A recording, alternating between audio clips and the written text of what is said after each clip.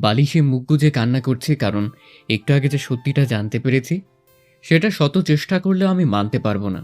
আমি বাবা মায়ের একমাত্র সন্তান। বাবা ছোটখাটো একটা ব্যবসা করেন। আমরা মধ্যবিত্ত যাকে বলে, খুব সুখে শান্তিতে দিন কাটছিল। এবার ইন্টার দ্বিতীয় বর্ষে উঠেছি।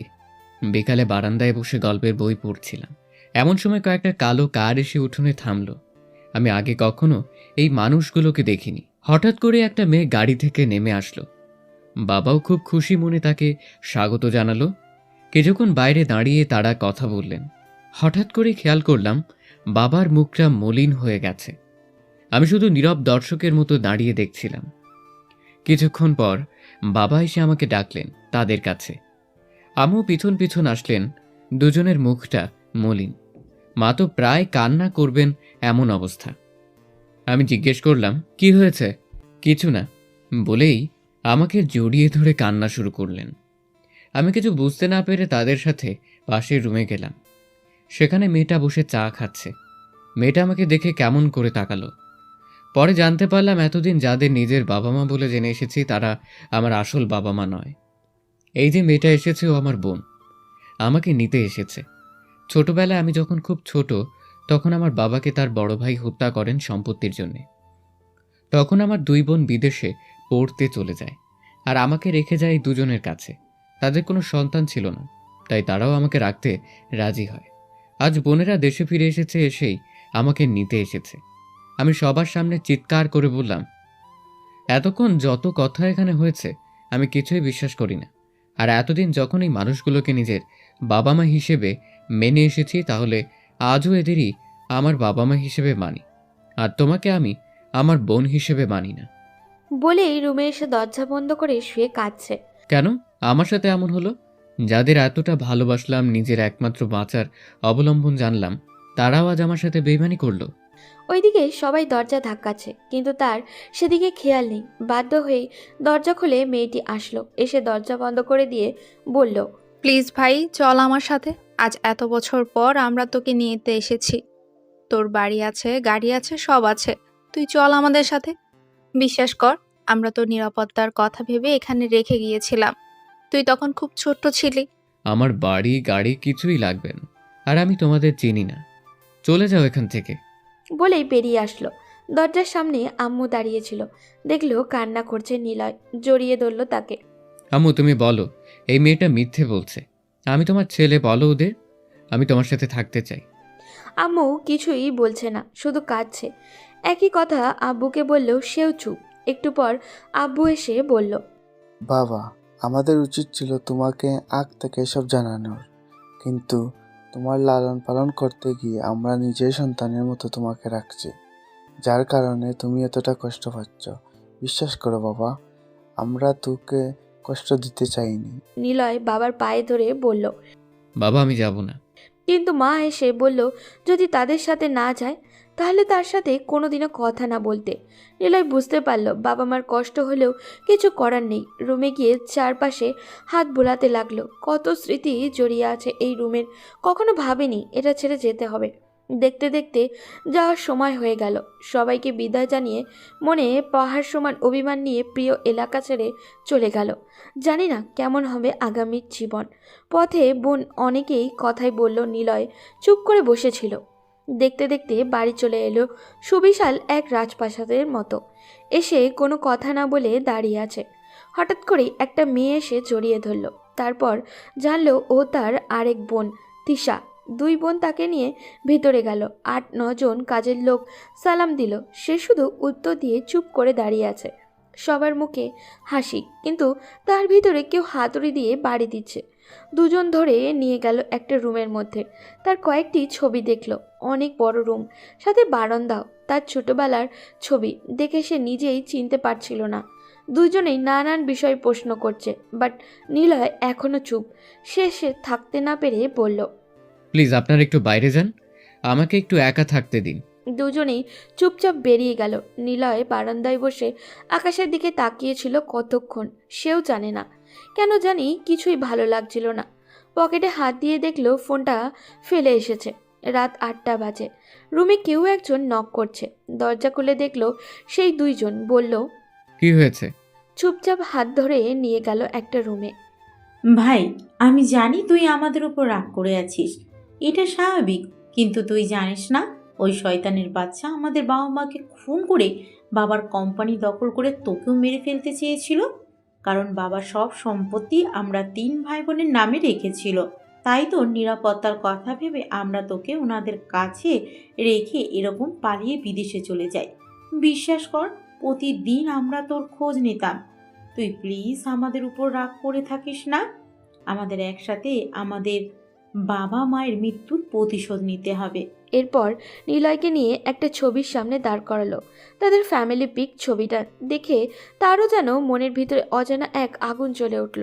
তাকিয়ে দেখলো দুজনেই কান্না করছে। নিলয় চোখ মুছে দিল দুজনেরই, আবার জড়িয়ে ধরে কান্না করে দিল। এরপর ছোট আপু তিশা বলল, চলো এবার খেতে যাই। এরপর টেবিলে গেল দুজনে। প্রায় যুদ্ধ শুরু করেছে তাকে খাইয়ে দিবে বলে। এভাবে রাতটা কেটে গেল। পরদিন সকালে উঠে নাস্তা করে বাড়ির ছাদে আসলো। অনেক বড় ছাদটা, কয়েকটা ফুল গাছও চারপাশে। দাঁড়িয়ে চারপাশটা দেখছিল। হঠাৎ তার চোখটা আটকে গেল এক মায়াবিনীকে দেখে। মেয়েটি তার বারান্দায় দাঁড়িয়ে কফি খাচ্ছে। নিলয় এক দৃষ্টিতে তাকিয়ে আছে। হঠাৎ তার দিকে চোখ পড়তে ইশারায় জানতে চাইল কি। নিলয় কিছুটা বলে চলে আসলো। এসে রুমে বসে আছে। বড় আপু আসলো। নীলে, কি করছিস ভাই? কিছু না, বসে আছি। চল, একজন তোর সাথে দেখা করতে আসছে। সে কিছু বলেনি, পিছন পিছন আসলো। দেখলো একজন মধ্যবয়স্ক মহিলা বসে আছেন। তার পাশেই সেই মায়াবী চোখ। নিলয় বারবার হারিয়ে যাচ্ছে। তার দিকে কেমন করে তাকালো। নিলয় চুপচাপ গিয়ে বসলো। কি রে বাবা, কেমন আছিস? জি আলহামদুলিল্লাহ, ভালো।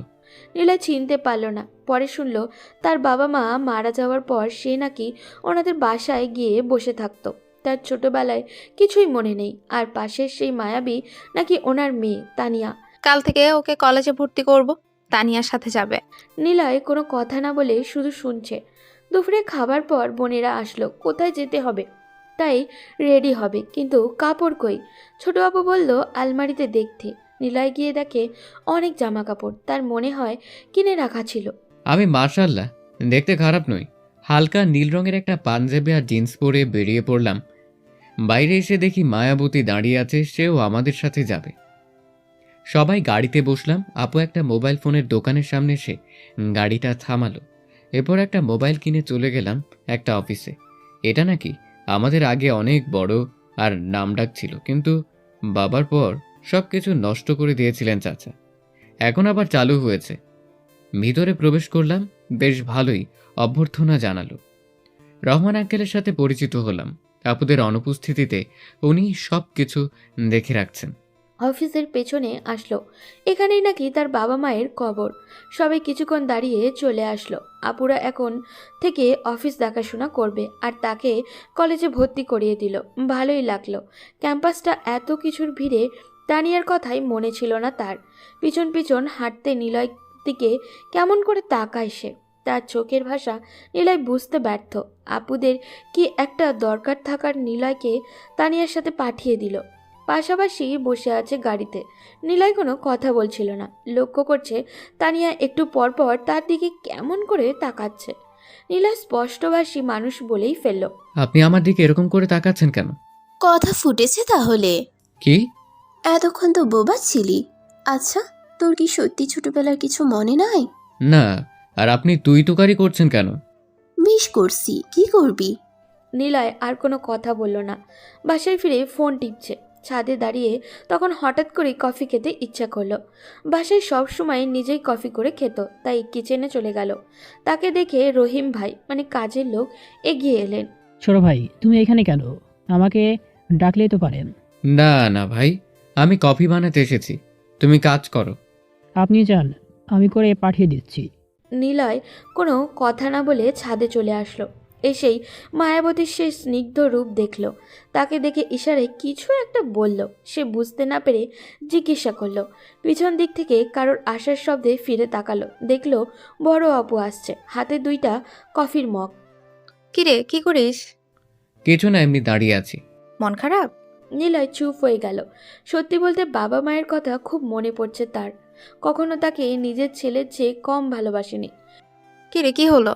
আঙ্কেল আন্টির কথা মনে পড়ছে? নিলয় এখনো চুপ। আর মন খারাপ করতে হবে না, ওনারা কাল তোকে দেখতে আসবে।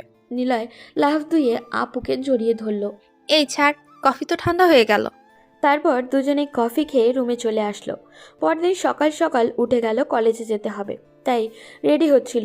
তখন আপুরা এসে কথা বলে তারাও অফিসে যাবে, তাকে তানিয়ার সাথে যেতে বলল। সেই নাকি তার সাথে একই ক্লাসে পড়ে। নিলয়ের মনের মধ্যে অজানা এক আনন্দ কাজ করছে, তার আর প্রকাশ করলো না। বেরিয়ে পড়ল, সিঁড়ি বেয়ে নামছিল, তখনই চোখ আটকে গেল তার মায়াবতীকে দেখে। কালো একটা ড্রেস পরেছে, পুরাই পরি লাগছে তাকে। কিছুক্ষণ তাকিয়ে থাকার পর ওর সাথে চোখাচোখি হয়ে গেল। নিলয় চোখ নামিয়ে নিল, কেমন করে তাকাচ্ছে ও। নিলয় কিছুটা লজ্জা পেয়ে গেল। তারপর তাড়াতাড়ি করে দুজন বেরিয়ে পড়ল।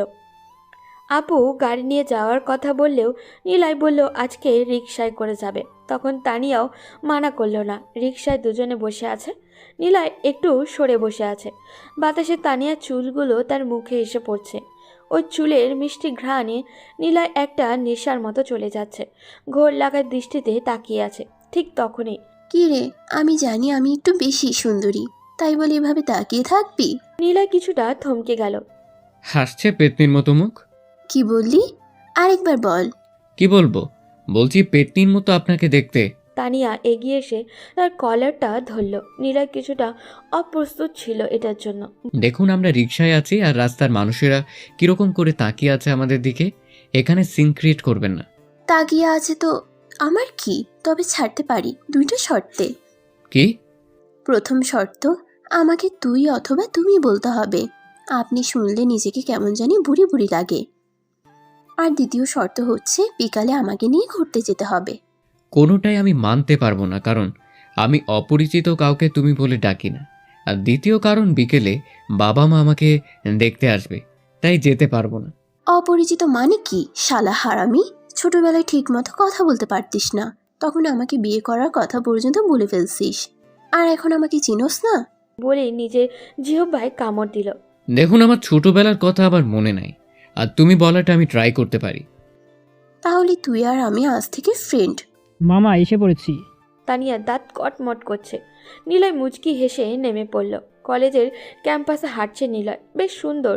ঠিক তখনই পেছন থেকে একটা মেয়ে ডাকছিল। হ্যালো, আমি রিমা, সেকেন্ড ইয়ারে পড়ি।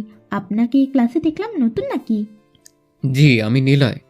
ঠিক তখনই তাদের মাঝখানে তানিয়া ঢুকে নিলয়ের হাতটা টেনে নিয়ে চলে গেল। কি হলো, এভাবে টানছেন কেন? বাসা যাব, চল। তো এটা বললেই হয়, এভাবে টানার কি আছে? তোর তো চরিত্র নষ্ট হয়ে গেছে। প্রথম দিন এসেই মেয়েদের সাথে ফ্ল্যাট করা শুরু করে দিয়েছিস। কি বলছেন এসব? আমি ওকে চিনিও না, ওই আগ বাড়িয়ে কথা বলতে আসছে।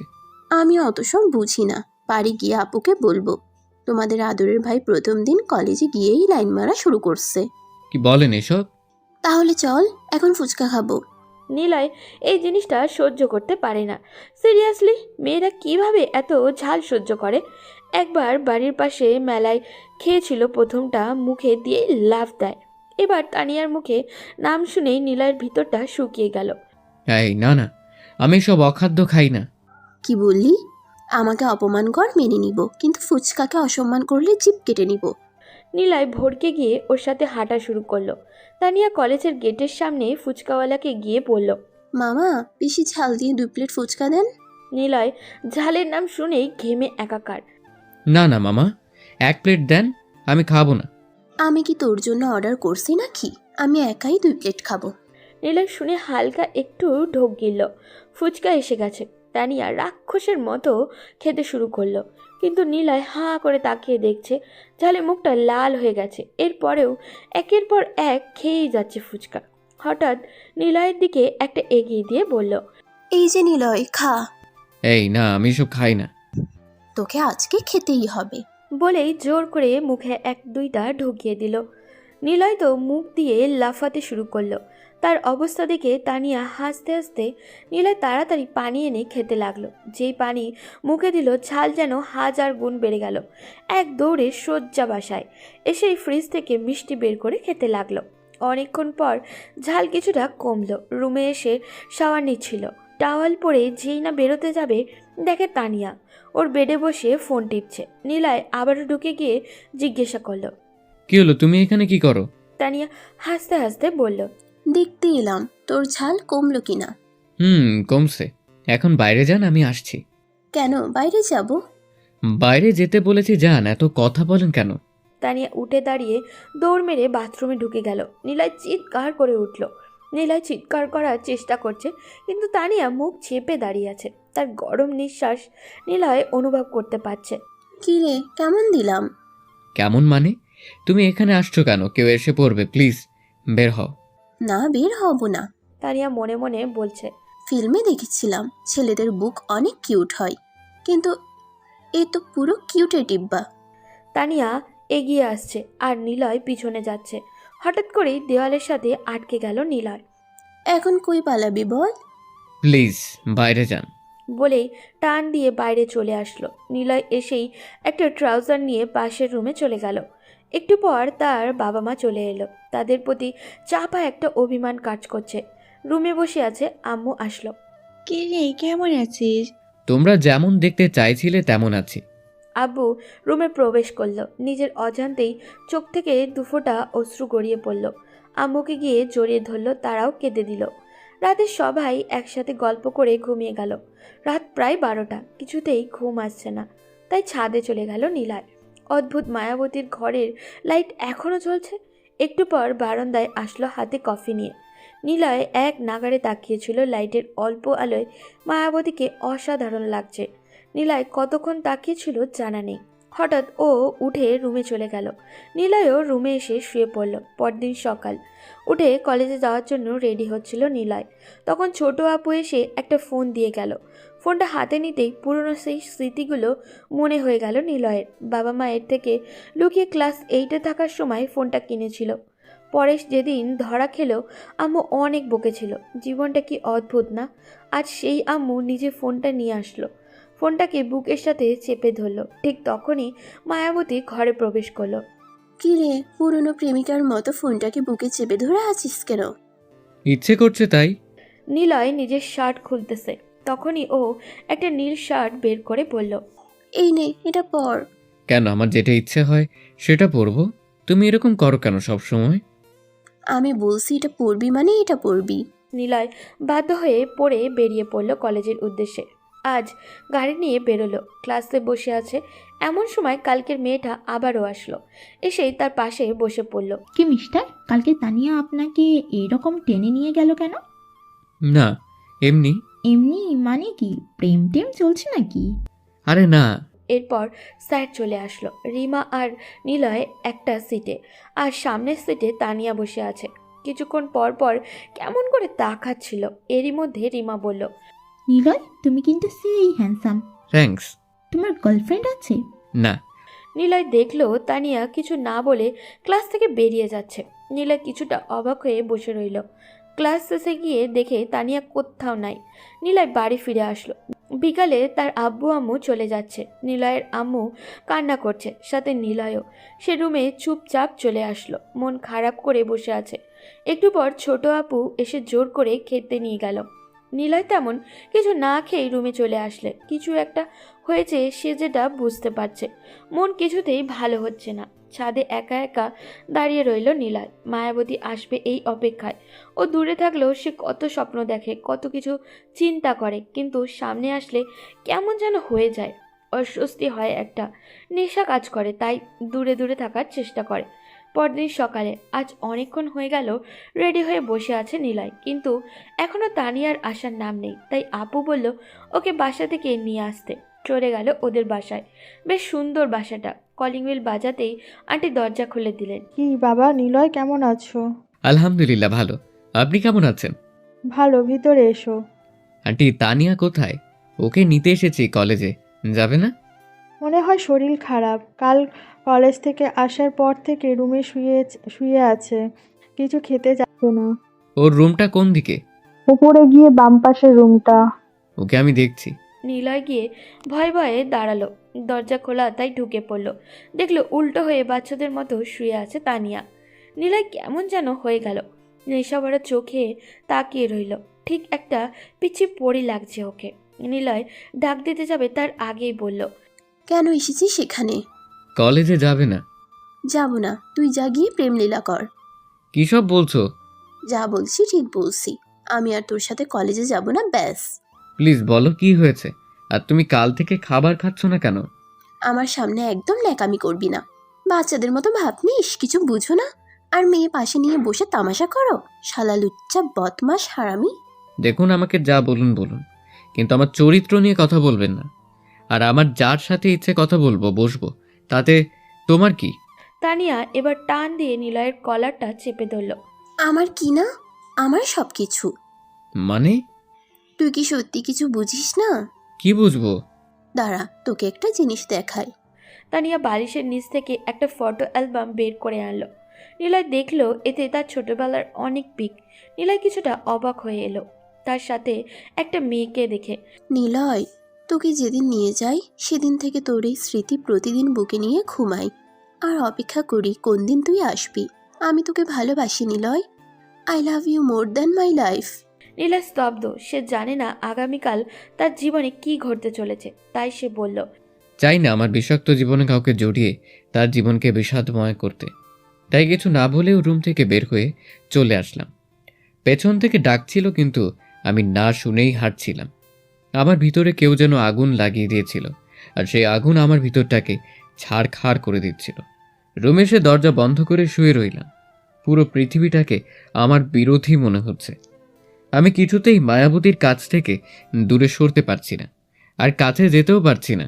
এইসব ভাবতে ভাবতে ঘুমিয়ে পড়ল। দুপুর গড়িয়ে বিকেল হয়ে গেল, এখনো শুয়ে আছে। উঠতে ভালো লাগছে না ওর। আপু অফিস থেকে আসার পর, রহিমা আপা, নিলয় কলেজ থেকে ফিরেছে?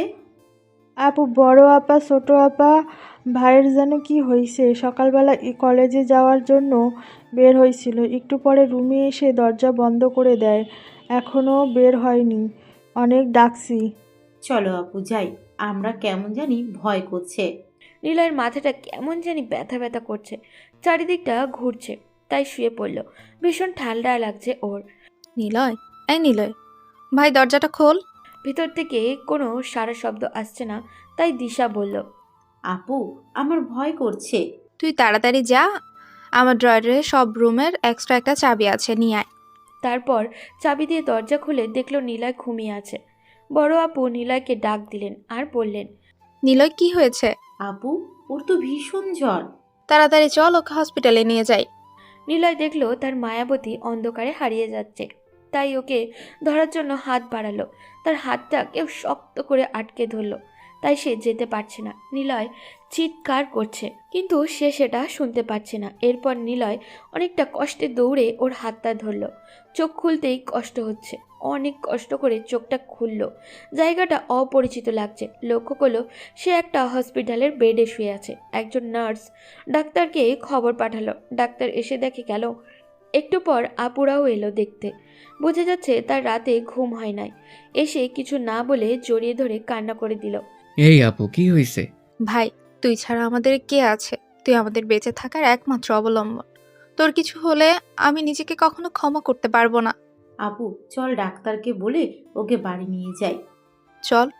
এইসবের মধ্যে নিলয়ের চোখ শুধু তার মায়াবতীকে খুঁজছে, কিন্তু তার দেখা নেই।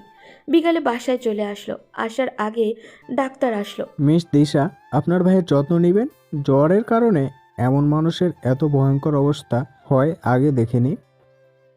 সময় মতো খাওয়া দাওয়া না করার কারণে এ অবস্থা। আর মানসিক চাপ থেকে দূরে রাখবেন। ওকে ডাক্তার, আমরা এখন থেকে খেয়াল রাখবো। বাড়িতে চলে আসলো ও।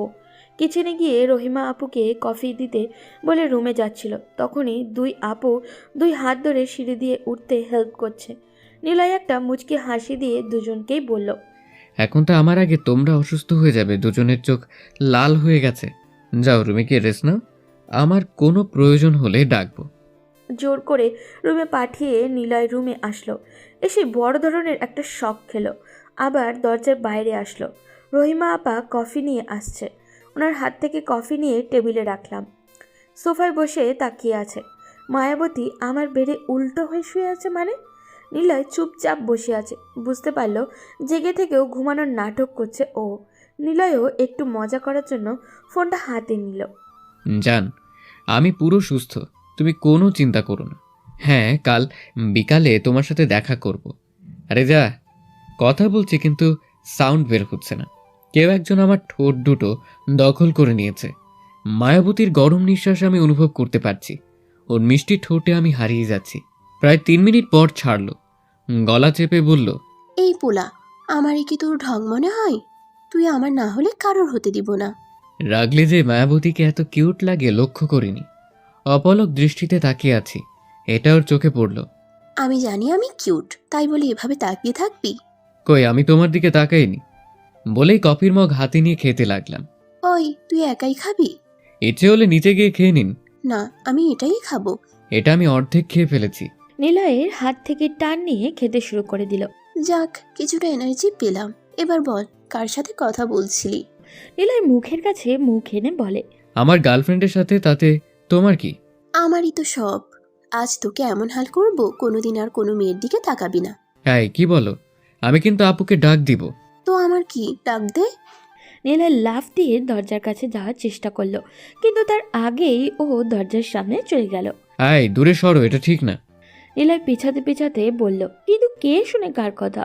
ও নিলয়ের দিকে এগিয়ে আসছে। তানিয়া। নিলয় বিছানার কাছে চলে গেল, ধাক্কা দিয়ে নিলয়কে ফেলে উপরে উঠে বসলো। ও বাগো, মেরে ফেললো। এই, আরেকবার চিৎকার করলে মেরে ফেলবো। ওর ঠোঁট দুটো নিলয়ের মুখের কাছাকাছি নিয়ে আসলে নিলয় মুখ সরিয়ে নিল, কিন্তু জোর করে কিস করলো। নিলয়, চলো বাবু, বিয়ের আগে প্র্যাকটিসটা করে নেই। নিলয় বিছানা থেকে সর্বোচ্চ শক্তি দিয়ে লাফ দিল। এই না, আমি কোনো প্র্যাকটিস করব না। তুমি প্লিজ আমার রুম থেকে যাও, কেউ এসে পড়বে। আসলে আমার কি? তোমার কিছু না হলেও আমার অনেক কিছু হয়ে যাবে। যেতে পারি একটা শর্তে। আমি কোনো শর্ত মানতে পারবো না। তাহলে চলো, আজ এখানেই থেকে যাই। বলো কি শর্ত? এই তো আমার কিউট বাবু, তোমাকে এখন আমাকে প্রপোজ করতে হবে এবং একটানা 10 মিনিট জড়িয়ে ধরে রাখতে হবে। অসম্ভব, আমি কিছুতেই পারবো না। তাহলে আমিও যাব না। জীবনে কখনো কারো উপর খুব বেশি নির্ভর হওয়া ঠিক নয়, কারণ অন্ধকারে নিজের ছায়াও নিজেকে ছেড়ে চলে যায়। আর আমার জীবনে এমনই এক পরিস্থিতির সম্মুখীন হতে হবে যেখানে হয়তো আমার জীবন হারাতে হবে। আমি চাই না আমার মায়ায় জড়িয়ে কারো জীবন নষ্ট করতে। পৃথিবীতে মৃত লাশ দেখে সবাই কাঁদে, কিন্তু জীবিত লাশের দিকে কেউ ফিরেও তাকায় না। ভালোবাসার সমুদ্রে একবার হারিয়ে গেলে সেই সমুদ্রের কোনো তীর পাওয়া যায় না, চারদিকে কোনো সীমারেখা থাকে না। ঠিক সেই মুহূর্তে কোনো এক ঝড় এসে সব ওলটপালট করে দেয়। তখন দুইজন দুই তীরে বসে বেঁচে থেকেও মৃত হয়ে যায়। তাই এখনো বলছি, চলে যাও। তুমি আমার থেকে অনেক ভালো ছেলে পাবে। আমার তোর থেকে ভালো ছেলে চাই না, তোকেই চাই। ভালোবাসার মানুষের সাথে যেমন বেঁচে থাকা যায়, ঠিক তেমনই তার সাথে নির্ভয়ে প্রাণ দেওয়া যায়। আল্লাহ না করুক, যদি কখনো এই দিন সামনে এসে যায়, কথা দিলাম তোকে ছেড়ে কোথাও যাব না। আমার জীবন রবীন্দ্রনাথের সেই বিখ্যাত উক্তির মতো হয়ে গেছে, পৃথিবীতে বালিকার প্রথম প্রেমের মতো সর্বগ্রাসী প্রেম আর কিছুই নাই। প্রথম যৌবনে বালিকা যাকে ভালোবাসে তাহার মতো সৌভাগ্যবানও আর কেহই নাই। যদিও সেই প্রেম অধিকাংশ সময় অপ্রকাশিত থেকে যায়, কিন্তু সে প্রেমের আগুন সব বালিকাকে সারা জীবন পোড়ায়। তোর বিরহ আমাকে প্রতিনিয়ত পোড়াচ্ছে।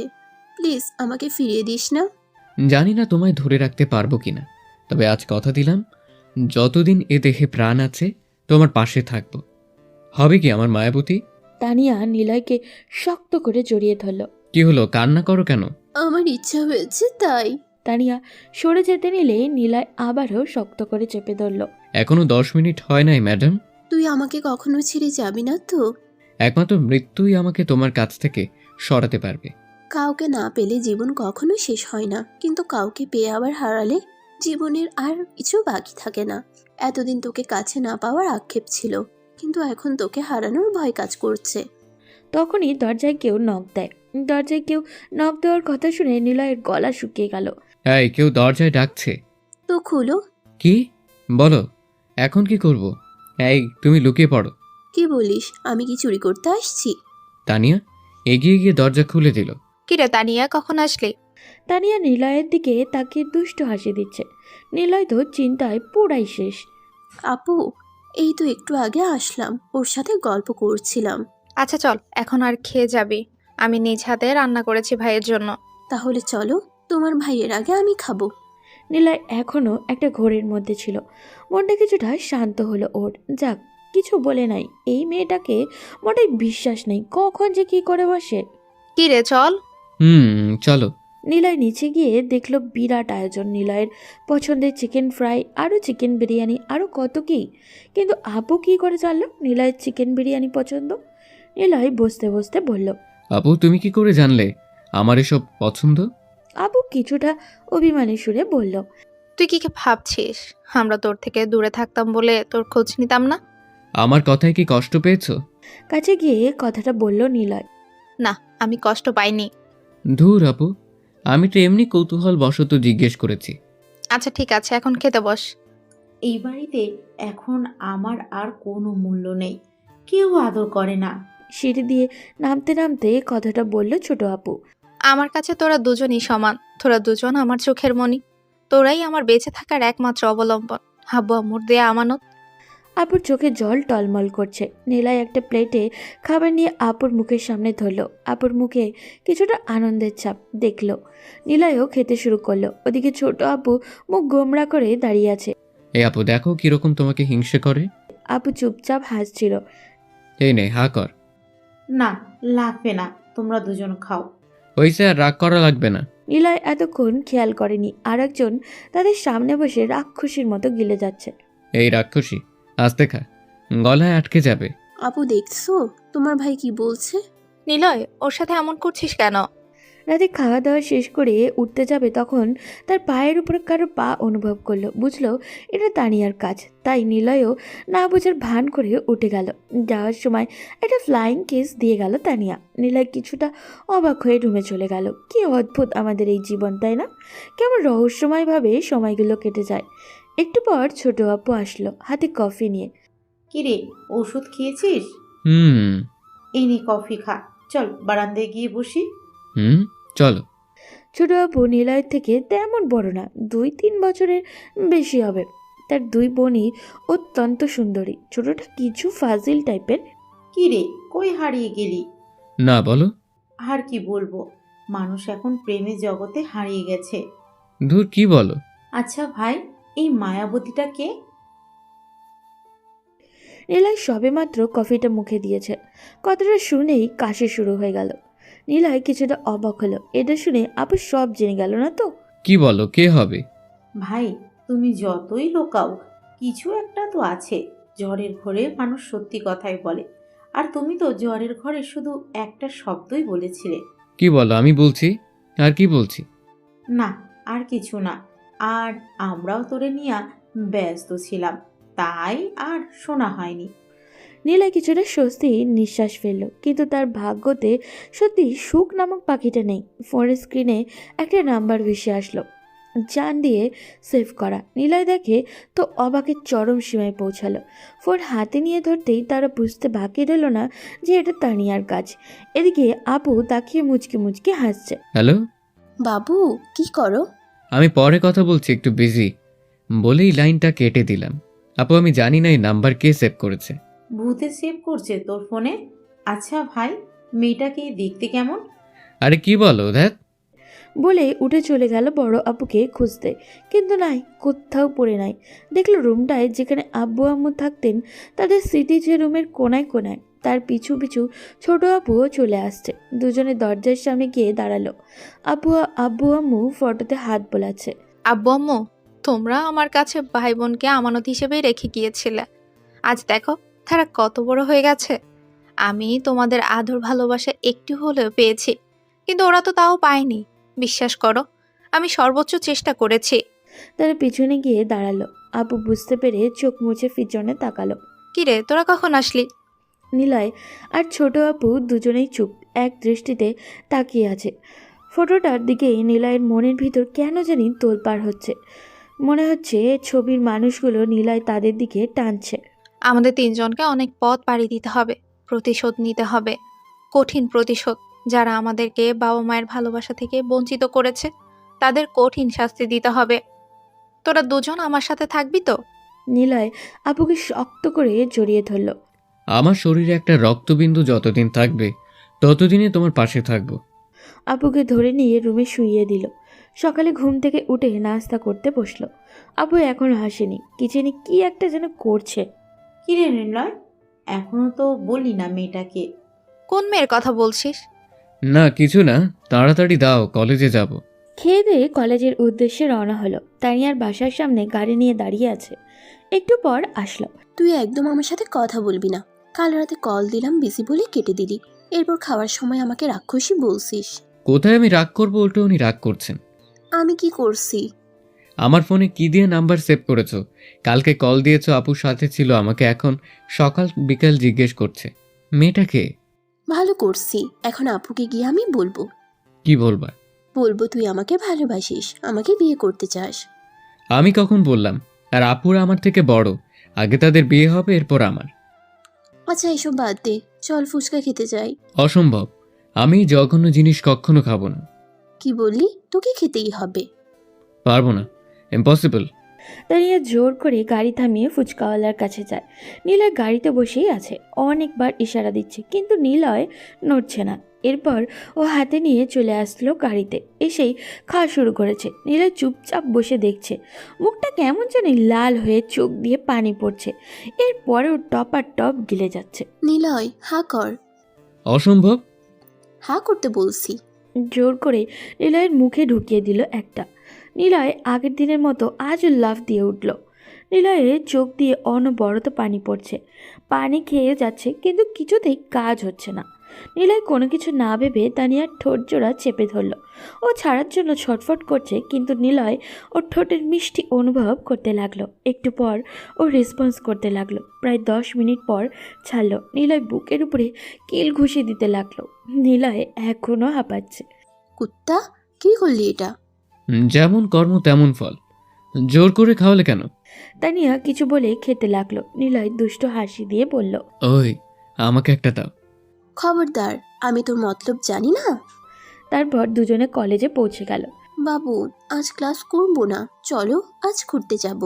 অসম্ভব, আমি কিছুতেই ক্লাস মিস করব না, চলো ক্লাসে। জোর করে ক্লাসে নিয়ে গেল ওরা। নিলয়ের পাশে বসে ক্লাস করতে ডিস্টার্ব করছে। নিলয়ের কোলে বারবার শুয়ে পড়ছে। নিলয় জোর করে সরিয়ে দিচ্ছে। অনেক কষ্ট করে ক্লাস শেষ করলো। ক্লাস থেকে বেরিয়ে বসায় চলে গেল নিলয়। গিয়ে কিছুটা অবাক হলো, একজন অপরিচিত যুবক দাঁড়িয়ে আছে। পাশে আপুরাও দাঁড়িয়ে আছে। নিলয় গিয়ে ছোট আপুকে জিজ্ঞাসা করলো, আপু কি হয়েছে আর এই লোকটাকে? নিলয় ভাই তুই রুমে যা, আমি তোকে পরে বুঝিয়ে বলবো। নিলয় কিছু না বলে রুমে চলে গেল। মনের মধ্যে অজানা একটা কৌতূহল কাজ করলো, কে এই লোক? দুপুরে খাবার খেতে বসেছে, লক্ষ্য করলো বড় আপু শুধু খাবার নাড়ছে, কিছুই খাচ্ছে না। আপু কি হলো, খাচ্ছ না কেন? চুপচাপ খাবার খা, কথা বলিস না। মনের মধ্যে একটা অভিমান কাজ করলো নিলয়ের, তাই চুপচাপ খাবার খেয়ে রুমে চলে আসলো। একটু পর বড় আপু রুমে আসলো। এসে কোনো কথা না বলে জড়িয়ে ধরে কান্না করে দিল। ভাই তুই কি রাগ করেছিস আমার উপর? না। রাগ করে কোনো লাভ নেই। আমাদের বোন এখন ভালোবাসার বিরহে পাগল হয়ে গেছে। আমি অনেকবার বলেছি, এখনো বলছি, আমি রিয়াদকে ভালোবাসি না। আপু রিয়াদটাকে? দুপুরে যে ছেলেটা আসছিল ওইটা। তা ছেলেটা কি করে? ওর বাবার কোম্পানিতে জব করে। তুই জানিস না ভাই ওই ছেলেটা কে? কে? ও ওই জঘন্য লোকটার ছেলে, যার কারণে আজ আমরা বাবা মায়ের আদর ভালোবাসা থেকে বঞ্চিত। নিলয় আর ছোট আপু তো পুরাই শখ। কি বলিস আপু, এটা কি করে সম্ভব? আমিও তো রিয়াদ ভাইকে অনেক দিন থেকে চিনি, কিন্তু কখনো বলেনি। বিশ্বাসঘাতকতা করেছে আমার সাথে, আমার ভালোবাসার নাটক করে আবার তোদেরকেও আমার কাছ থেকে কেড়ে নিতে চায়। আমি তোদের ছাড়া বাঁচতে পারবো না। আমার কিন্তু রিয়াদ ভাইকে দেখে এমনটা মনে হয় না। আর উনি সত্যি তোকে অনেক ভালোবাসে। প্রায় 10 বছর আমরা তিনজন লন্ডনে একসাথে পড়াশুনো করলাম। কই কখনো তো তেমন হয়নি। আর আমি জানি তুইও ওনাকে ভালোবাসিস। আর ওনার বাবার শাস্তি তো ওনাকে দেওয়া যায় না। আগে ভালোবাসতাম কিন্তু এখন না। এখন ওর প্রতি আমার শুধু ঘৃণা কাজ করছে। যার বাবা 3টে ছেলে মেয়েকে এতিম করতে পারে, তার ছেলে ভালো হবে এর গ্যারান্টি কি? আমার মনে হয় তুই ওনাকে মেনে নে, কারণ মুখে যাই বলিস তোর চোখ বলে দিচ্ছে তুই এখনো রিয়াদ ভাইকে ভালোবাসিস। এসব বিষয়ে তোরা কথা বলবি না। আমার জীবনের ডিসিশন প্লিজ আমাকে নিতে দে। আপু চলো আমরা দুজন রিয়াদ ভাইয়ের সাথে কথা বলি। আমরা যে করেই হোক ওদের এক করে দেব। ওদের বিয়ে দিয়ে দিই, পরে তুমিও বিয়ের জন্য লাফালাফি শুরু করে দাও। দূর আপু, তুমি সব বিষয় নিয়ে ফাজলামি করো কেন? আচ্ছা, আমার কিউট ভাই, কালকে দুজন কথা বলবো ওর সাথে। বলে আপু রুমে চলে গেল। রুমে এসে রেস্ট নিয়ে পড়তে বসলো। রাত প্রায় 8টার দিকে ভাবলো একবার তানিয়াকে কল দিবে, কিন্তু কি জানি ভেবে আর ফোন দিল না। মনের মধ্যে একটা সংকল্প করলো, যে করেই হোক রিয়াদ ভাইয়ের সাথে আপুর বিয়ে দিতেই হবে। আপু তাদের জন্য নিজের জীবনের সব সুখ বিসর্জন দিবে, এটা তো হতে পারে না। রাত প্রায় 8:30। ফোনটা বেজে উঠলো, হাতে নিয়ে দেখলো তানিয়া কল করেছে। হ্যালো। কি রে, কি করস? কিছু না, এই তো বসে আছি। বসে থাকো। আমাকে একটাবার কল করতে পারোস না? আমি একটা মেয়ে হয়েও বেহায়ার মতো বারবার তোকে কল করি। আচ্ছা, এরপর থেকে ফ্রি হলে করব। তুই কিছু নিয়ে টেনশনে আসোস? তুমি কেমনে বুঝলা? সেটা তোমাকে বুঝতে হবে না। মনের মধ্যে টান থাকলে সব বোঝা যায়। তোর প্রতি আমার টান আছে, তাই আমি বুঝি। ও তাই? ঠিক তাই। এখন বল কারণটা, আমার কিন্তু টেনশন হচ্ছে। নিলয় আপুর বিষয়টা খুলে বলল। আচ্ছা, কোনো হেল্প লাগলে বলিস, আমি করব। আচ্ছা ঠিক আছে। নিলয়, বলো। তোকে না খুব দেখতে ইচ্ছে করছে। আমারও। এই স্বামীও দিন দিন লুচ্চা বেটা হয়ে যাচ্ছে। সত্যি তোর আমাকে দেখতে ইচ্ছা করছে? তাহলে তো আজ রাতেই দেখা করতে হয়। কিভাবে? রাতে খাবার পর কল দিস, সব বলবো। ওকে। এখন একটা পাপ্পি দে। কিভাবে দিব? শালা, তুই সত্যি একটা আনরোমান্টিকের ডিব্বা। ফোন দে, আমি ফিল করছি। ওকে। বাহ বাহ। আপু, তুমি? তা কাকে কিস করা হচ্ছিল? কাকে কিস করব? আমি ফোনটা শ্বাস দিয়ে পরিষ্কার করছিলাম। বুঝি, সব বুঝি। এখন তাড়াতাড়ি খেতে চল। নিলয় আর কথা বাড়ালো না। টেবিলে গিয়ে দেখলো বড় আপু নেই। আপু, বড় আপু কোথায়? তার নাকি খেতে ভালো লাগছে না, পরে খাবে। কি হলো আবার? তুমি খাবার নিয়ে রুমে চলো। চলো। তোমরা এক একজন প্রেমের লাইলি মজনু হবা, আর আমি চাকরের মতো খাটবো। তাহলে তুমিও প্রেম করো। তাহলে স্বীকার করলি তুই প্রেম করস? বল না ভাই, মেয়েটা কে? ধুর, আমি কথার কথা বললাম। হইছে, চল এখন। গিয়ে দেখলো আপুর রুমে শুয়ে আছে, দরজা খোলা। আপু, এই আপু। আপু লাফ দিয়ে উঠলো। তাদের দেখে চোখের পানটা লোকানোর ব্যর্থ চেষ্টা করলো। চোখের বাণী লুকালে যদি সব সমস্যার সমাধান হয়ে যেত, তাহলে কবেই আমরা সুখী হয়ে যেতাম। কোথায় কি লুকালাম? এসব কথা পরে হবে, এখন খেয়ে নাও। ভালো লাগছে না? তোরা খেয়ে নে, আমি পরে খাবো। না, আমি তোমার হাতেই খাবো। আমিও নইলে আমরাও আজ খাবো না। তাদের কথা শুনে বড় আপু মুচকি হেসে খাবার প্লেটটা হাতে নিল। তিনজনে খাবার খেয়ে বসে আছে। তোরা সবসময় হাসি খুশি থাক, এটাই আমার চাওয়া, আর কিছুই চাই না। আর আমরা কি চাই জানো? কি চাস? আমরা চাই যাতে আমাদের সুখের জন্যে আমাদের বোন যাতে নিজের সুখ বিসর্জন না দেয়। তোরা যেটা চাচ্ছিস সেটা কিছুতেই সম্ভব নয়। আচ্ছা, এসব বাদ দাও, এখন সবাই ঘুমোতে চলো। নিলয় রুমে এসেই তানিয়াকে কল করলো। কি রে, খাওয়া শেষ? তুমি খেয়েছো? এইমাত্র খেয়ে আসলাম। তুই এক কাজ কর, আমাদের বাসার নিচে আয়। এখন? আয়। নিলয় ভয়ে ভয়ে বাড়ির গেট পার হয়ে ওদের বাড়ির নিচে গেল। হ্যালো, আমার ভয় করছে। তুমি কোথায়? এই, তুই কি পুরুষ মানুষ নস? কেন, আমাকে দেখে কি তোমার মহিলা মনে হয়? তুই আমার রুমের নিচে আয়। আসছি এখন। দেখ, ব্যালকনির সাথে একটা মই আছে, ওইটা দিয়ে উঠ। নিয়ে গিয়ে ব্যালকনির গ্রিল দিয়ে উঠলো। হঠাৎ পা পিছলে পড়ে যেতে নিলে কেউ শক্ত করে ধরলো। কি রে, এইটুকুতেই পড়ে গেলি? তা কি করব? চোরের মতো কোনোদিন গ্রিল বেয়ে উঠেছি? হইছে, এখন রুমে আয়। নিলয় রুমে গেল। টেবিলের উপর ব্ল্যাক কফি রাখা, মনে হয় কিছুটা খাইছে। নিলয় হাতে নিয়ে খেতে লাগলো। কি রে, তুই আমার কফি খাচ্ছিস কেন? সেদিন তুমি আমার খাইছো, আজ আমি তোমার খেলাম। ওইটাতে কিন্তু আমি থুতু দিছি। আমার ওসবে কিচ্ছু হয় না। ভালোবাসার মানুষের দেওয়া বিষও মধু ভেবে খাওয়া যায়। ওই, তোর কি জ্বর টর হয়েছে? হঠাৎ করে এত রোমান্টিক হয়ে গেলি কি করে? আমি সবসময় রোম্যান্টিক, শুধু তোমার চোখে সেটা পড়ে না। হয়েছে, আর ভাব নিতে হবে না। কি বললে তুমি? আমি ভাব নেই? যাও, আমি চলে যাচ্ছি। কি হলো, আমার নিলয় বাবু অভিমান করছে?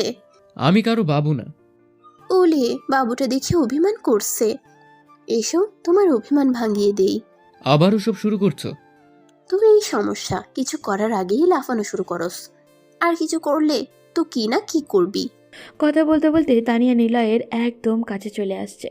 লক্ষ্য করলে ও রহস্যময়ভাবে নিলয়ের মুখের দিকে তাকিয়ে আছে প্রায় 3 মিনিট পর।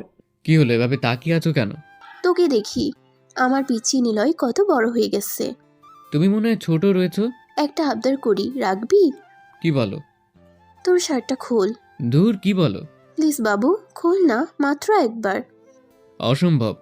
তোকে আসলে রিকোয়েস্ট করে কোনো লাভ নাই, আমার জিনিস আমি যা ইচ্ছে করব।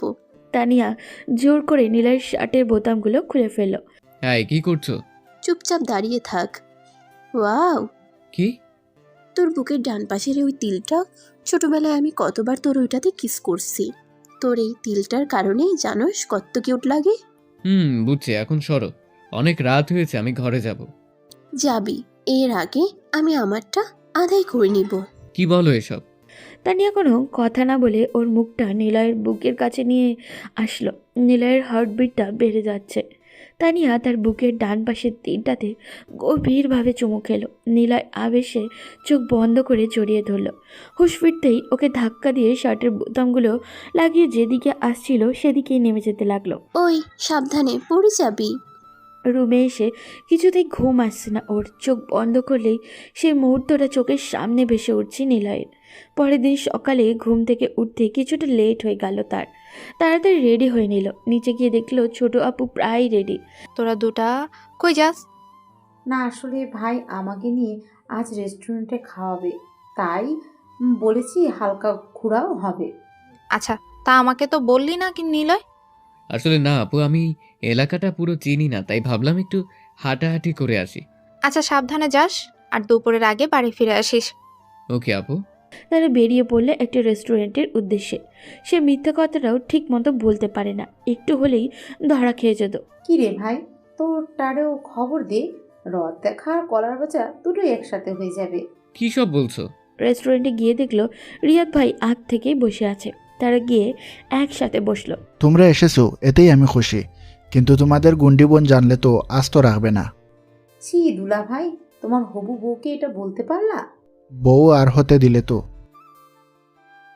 আসলে আপু, আব্বু আম্মুর বিষয়টা নিয়ে খুবই চিন্তিত, কারণ এখানে আমাদের পরিবারের নিরাপত্তার কথা জড়িত। এই বিষয় নিয়ে আমি তোমাদের সাথে কথা বলতে চাই। কি কথা? আমার বাবা আবার তোমাদের ক্ষতি করার প্ল্যান করছে। আমি চাই না নিজের পরিবারের মানুষের সাথে বেইমানি করতে।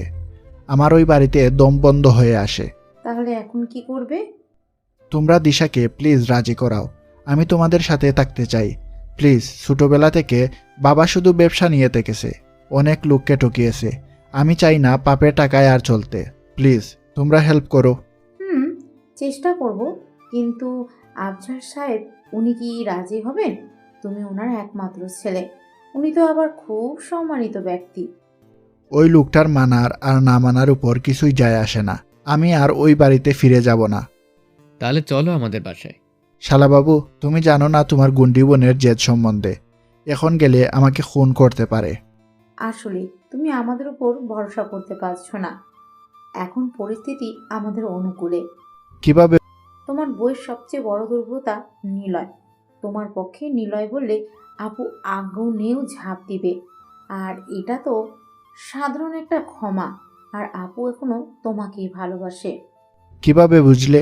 কাল যখন তুমি ফিরে আসলে রুমে গিয়ে সে কি কান্না। নিলয় লক্ষ্য করলো রিয়াদ ভাই কিছুটা খুশি হয়ে গেছে। প্লিজ হেল্প মি শালাবাবু। হেল্প করতে পারি, তবে আমরা দুজন আবার ফ্রিতে কিছু করি না। এই না হলে আমার ভাই, একদম আমার মনের কথা বলেছিস। কথা দিচ্ছি, আমার লাইন ক্লিয়ার হয়ে গেলে তোমাদের দুজনের ব্যবস্থা খুব শীঘ্রই করে দেব। আমরা নিজেদের ব্যবস্থা নিজেরাই করতে পারি, বেশি না।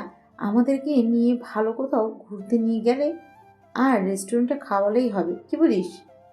আসলে যেহেতু আমাকে একটু বেশি কষ্ট করতে হবে, সেহেতু সাথে একটা আইফোন হলে মন্দ হয় না। এক কাজ করি, আমার কিডনি 2টা বিক্রি করে দেই। তাহলে আমরা সাথে নাই, কি বলিস আপু? আমি কি না করেছি নাকি? চলো, এখন আবার আমাকে কত কাজ করতে হবে। তোমার বোনের রাগ ভাঙানো কি এত সহজ? এরপর তিনজন বাসার উদ্দেশ্যে রওনা দিল, কিন্তু বাসায় ঢুকতেই দিশা, কোথায় গিয়েছিলে? ঘুরতে। আপু ঠাস করে ছোট আপুর গালে চড় বসিয়ে দিল। নিলয়ের দিকেও কেমন করে তাকাচ্ছে জানি। তুমি মারলে কেন? ভাই প্লিজ, তুই এসবের মধ্যে আসিস না। আমি কতবার বলেছি আমার এসব বিষয়ে তোরা জড়াবি না। তোরা ভাবছিস তোরা আমাকে লুকিয়ে কোনো কাজ করতে পারবি? আমি এসব কি জন্য করি তোরা কি কিছুই বুঝতে পারছিস না? তোদের কিছু হলে আমি কি নিয়ে বাঁচবো? সরি আপু, আসলে এসব কিছু আমার প্ল্যানে হয়েছে, আর আমাদের সাথে আরেকজন এসেছে। রিয়াদ ভাই বসায় ঢুকলো। দিশা, আমার কথা একবার শোনো প্লিজ। তোমার সাথে আমার কোনো কথা নেই। আমি আর ওই বাড়িতে যেতে চাই না, প্লিজ আমাকে তোমাদের সাথে রাখবে। আমি তোমাকে হারাতে চাই না। বাহ, ভালোই তো নাটক শিখেছ। বাবার অসম্পূর্ণ কাজকে সম্পূর্ণ করতে এসেছো। প্লিজ দিশা, আমার বাবার কাজের শাস্তি কেন আমাকে দিচ্ছ?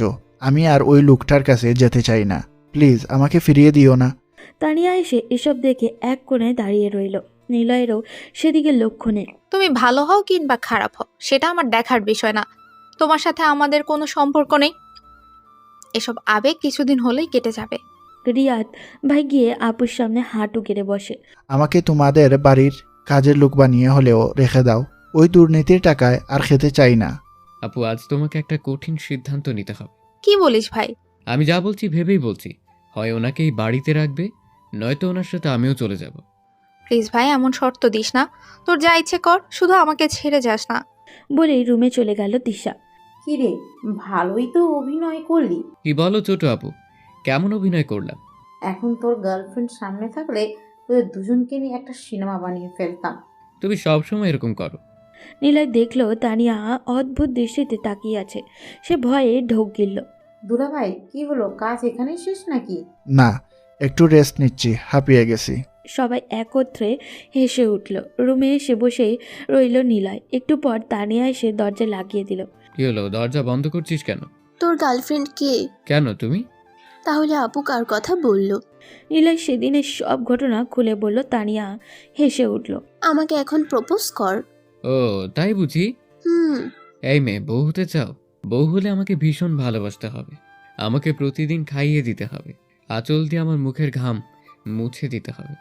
চুলগুলো খোলা রাখতে হবে। হাত ধরতে দিতে হবে। আমি প্রচুর দুষ্টুমি করি, আমার সাথে তোমাকেও দুষ্টুমি করতে হবে। এক কাপ চা ভাগ করে খেতে হবে। আমিও ভীষণ ভালোবাসবো। আমিও খাইয়ে দিব, শাড়ি পরিয়ে দেব, আমার ডান বাহুতে শুতে দিব। প্রতিদিন জড়িয়ে ধরে ঘুমোবো, একসাথে বৃষ্টিতে ভিজবো। রাতের বেলায় রাস্তায় হাঁটা আমার ভীষণ ভালো লাগে। আমার সাথে হাঁটতে হবে। পায়ে ব্যথা হলে কোলে নিতে পারবো এনি টাইম। এক আইসক্রিম দুজনে খাবো। অসুস্থ থাকলে রান্না করে খাইয়ে দেব। যথেষ্ট পরিমাণ লম্বা আছি, বুকের মধ্যে মাথা রাখা কোনো ব্যাপারই না। সিরিয়াল দেখা একদমই চলবে না।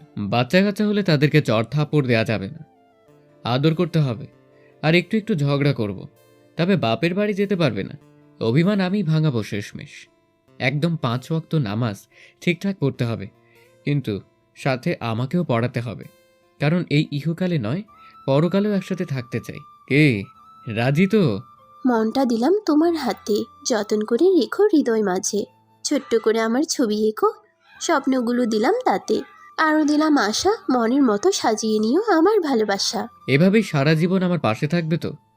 আমি তো তোমাতে আসক্ত হয়ে পড়েছি। রাতে ঘুমোতে পারি না, চোখ বন্ধ করলেই তুমি সামনে চলে আসো। অনেক প্রার্থনা করে পেয়েছি তোমায়, অনেক যত্ন করে রেখেছি তোমায়। তোমাকে ভোলার কথা ভাবতেই পারি না, কারণ ভাগ্যের রেখা থেকে ছিনিয়ে এনেছি তোমায়। তোমায় ভোলার কথা আমি স্বপ্নেও ভাবতে পারি না। হে প্রিয়, যেদিন আমি তোকে ভুলে যাব, ধরে নিও আমি আর এই পৃথিবীতে নেই, দূর আকাশের কোনো তারা হয়ে গেছি। নিলয় গিয়ে ওকে জড়িয়ে ধরল। তোমায় আমি শুধু ইহকালে না, পরকালেও চাই। আল্লাহ যেন তোমার আর আমার মরণ একসাথে দেয়। একটু পর তারা বাইরে চিৎকারের আওয়াজ শুনল। লাফ দিয়ে উঠে গেল। গিয়ে যা দেখলো তা দেখে হাসি কিছুতেই থামিয়ে রাখতে পারল না। তাই হো হো করে হেসেই দিল সবাই। দিশা রাগ ভাঙানোর জন্য রিয়াদ দরজার সামনে বসে পড়েছিল। অনেকক্ষণ যাবার পর দিশা জোরে দরজাটা ধাক্কা দেয়। তখন রিয়াদ ছিটকে পড়ে, কাতরাচ্ছে। আরে দুলা ভাই, এইটুকুতেই হাল? এখনো যে কঠিন পথ পাড়ি দিতে হবে। কিরে, কাকে দুলাভাই বলছিস? কেন, রিয়াদ ভাইকে। ও কিভাবে তোর দুলাভাই হলো? কেন, তুমি বিয়ে করলে উনি আমার কি হবে? আমি ওকে বিয়ে করতে যাব কেন? দেখ ভাই, তোর কথায় আমি ওকে থাকতে দিয়েছি বলে এই ভাবিস না আমি সব ভুলে গেছি। ভাই সাহেব ওঠেন। ছাদে গিয়ে সবাই টিম মিটিংয়ে বসলো। নিলয়, দিশা, তানিয়া আর রিয়াদ ভাই। কি করে তোমার বোনকে ইমপ্রেস করা যায় বলো তো? কিছুতেই কাজ হচ্ছে না। লাইফে রিস্ক নিতে হবে ভাইজান। না হলে সফল হতে পারবেন না। কি বলছো এসব? মাথার উপর দিয়ে যাচ্ছে। বলতে পারি, তবে তুমি কি রিস্ক নেওয়ার জন্য প্রস্তুত? কিরকম রিস্ক? আজকে থেকে তোমাকে উল্টো পথে হাঁটতে হবে। এই যাত্রায় হয় তুমি আপুকে পাবে, না হয় চিরতরের জন্য হারাবে। ধুরু আপু, তোমার সব বস্তা পচা আইডিয়া। আর তুই তো সব জানতা। আপু তুমি বলো। আমার কিন্তু ভয় করছে। ভীতু হলে হবে না, মনে সাহস রাখতে হবে। তাহলে বলো কি প্ল্যান? আজ থেকে তুমি আপুকে ইগনোর করবে, আর ওকে দেখলেই ফোন বের করে কারোর সাথে রোমান্টিক কথা বলবে। দেখবে আপু যদি সত্যিই তোমাকে ভালোবাসে তাহলে কাজ হবে। রিয়াদ ভাই, বুঝে শুনে কাজ করো, পরে কিন্তু পচতাতে হবে। এই নিলয়, খুন করে ফেলবো তোর সাথে। বাজি যদি কাজ হয়ে যায়, রিয়াদ ভাইয়ের দেওয়া আইফের আমি নেব। ওকে, বাজি রইল। ভাইয়া আপনি ওর কথায় কান দিয়েন না। আপুর কথা মতো কাজ করেন, দেখবেন আমার মনে হচ্ছে কাজ হবে। কারণ মানুষ যত যাই করুক নিজের ভালোবাসার মানুষকে কারোর সাথে শেয়ার করে না। তাহলে চলো আমাদের নিয়ে ঘুরতে। ও তাইলে চলো। নিচে এসে আমরা সবাই মিটিমিটি হাসছি। এটা দেখে দিশা জিজ্ঞাসা করলো, কি রে নিলয়, তোরা এমন হাসছিস কেন? আজকে একটা জায়গায় যাব।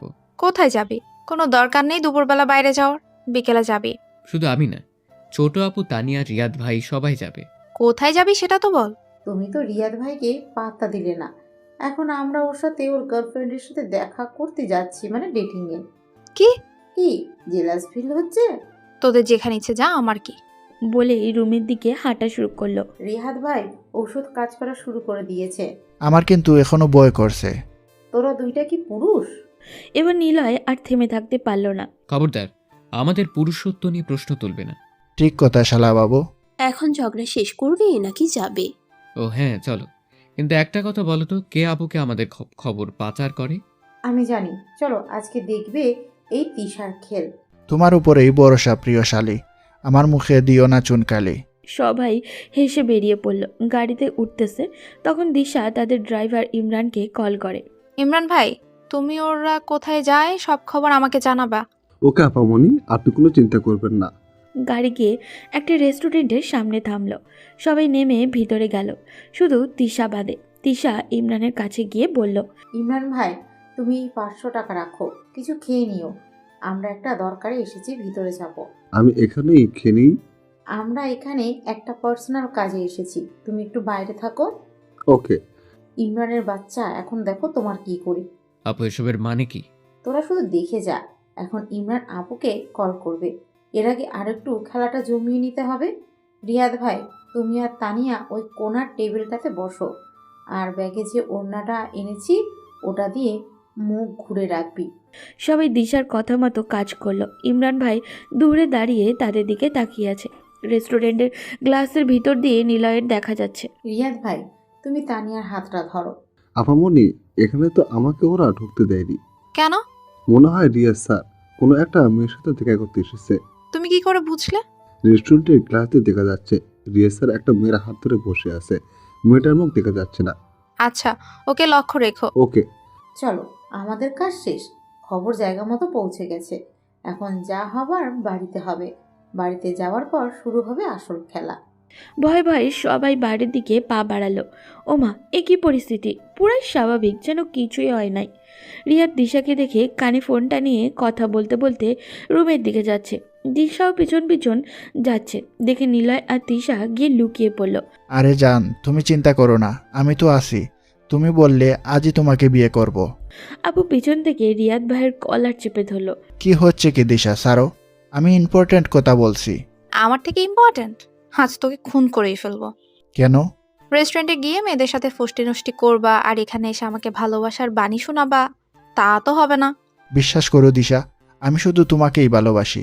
আমি সব কিছু রেখে তোমার কাছে চলে এসেছি। আমি চাই না ওই পাপের রাজ্যতে আবার ফিরতে। প্লিজ তুমি আমাকে ইগনোর করো না। তোমার চোখে আকাশ আমার, তোমার চোখে বৃষ্টি, তোমার চোখে দেখি আমি ভালোবাসার দৃষ্টি। ওমা তাই? ক্ষমা করতে পারি, একটা শর্ত আছে। বলে দেখো, জীবন দিয়ে দেব। এখন সারাদিন কান ধরে উঠবোস করো। কি? কান ধরে উঠবোস করতে বলেছি, এই না বললা জীবন দিয়া দিবা। রিয়াদ কান ধরে উঠবোস করছে আর নিলয় আর তিশা দাঁড়িয়ে দাঁড়িয়ে মজা দেখছে। দেখো রিয়াদ, তোমাকে আমি একটা সুযোগ দিচ্ছি, তাই বলে ভেবো না আমি তোমার উপর নজর রাখবো না। আমার কাছে সবার প্রথমে আমার ভাই বোন, তারপর সবকিছু। যদি তোমার কারণে কখনো আমার ভাই বোন কষ্ট পায়, তাহলে সেদিন তোমার জীবনের শেষ দিন হবে। আজ তোমার সামনে কথা দিচ্ছি, ওরা আমারও ভাই বোন। ওরা বাবা মায়ের আদর ভালোবাসা পায়নি তো কি হয়েছে, আমরা দুজন ওদের আগলে রাখবো। এখন কান ছাড়ো। দিশা যেই রিয়াদ ভাইকে জড়িয়ে ধরেছে, নিলয়রাও লাফ দিয়ে উঠল। কিরে, তোরা এখানে কেন? বারে, তোমরা শান্তিতে প্রেম করবা আর আমরা আমাদের প্রাপ্যটা নিতে আসবো না? কিসের প্রাপ্য? এই যে তোমাদের মিল করতে কতটা অভিনয় করতে হলো। কিসের অভিনয়? এটা তুমি বুঝবে না বনু, ওটা আমাদের ব্যাপার। কি দুলা ভাই? বোন, তোদের পায়ে পরে আসিস। একটা রোমান্টিক মোমেন্ট দিলি তো নষ্ট করে। আমরা আমাদের প্রাপ্য না পেলে কোথাও যাব না। যাও, আজ রাতে আমার পক্ষ থেকে পার্টি দিলাম। সেইখানে আরো একটা ঘটনা ঘটবে। আজকে রাতের পার্টিতে আর কি ঘটনা ঘটবে জানতে হলে আমাদের সাথেই থাকুন, আর কমেন্ট করে জানান গল্পটি আপনাদের কাছে কেমন লেগেছে। দ্বিতীয় পর্ব খুব তাড়াতাড়ি আপলোড দিব, তাই সবাই আমার চ্যানেলটি সাবস্ক্রাইব করে সাথেই থাকবেন।